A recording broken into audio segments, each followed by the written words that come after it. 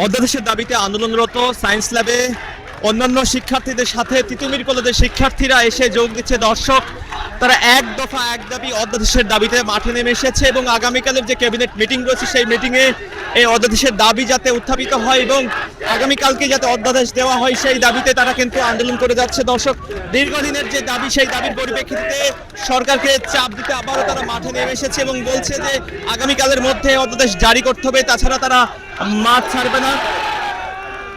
এর আগে অনেকদিন যাবতই আমরা দেখতে পেয়েছি যে বিশ্ববিদ্যালয়ের দাবিতে শিক্ষার্থীদের আন্দোলন, সেই আন্দোলন কিন্তু চলমান অবস্থায় রয়েছে। 5 তারিখের পরে তাদের এই আন্দোলন কিন্তু আরো বেগতিক হয় এবং সর্বাত্মকভাবে ছড়িয়ে যায় 7টি কলেজে এবং 7টি ক্যাম্পাসে স্ব স্থানে কখনো একত্রিত হয়ে তারা আন্দোলন চলমান অবস্থায় রেখেছিল। তার ধারাবাহিকতায় অধ্যাদেশের খসড়া যখন চূড়ান্ত হয়ে গিয়েছে, নাম যখন এখানে চূড়ান্ত হয়ে গেছে, শুধুমাত্র অধ্যাদেশ ঘোষণা বাকি, সেই মুহূর্তে তারা কিন্তু আবারও মাঠে নেমে এসেছে এবং সায়েন্স ল্যাব অবরোধের উদ্দেশ্যে তিতুমির কলেজের শিক্ষার্থীরা কিন্তু আবার এখানে এসে যুক্ত হয়েছে এবং সেন্ট্রাল স্লোগানে মুখরিত করে তুলছে এই সায়েন্স ল্যাব চত্বর।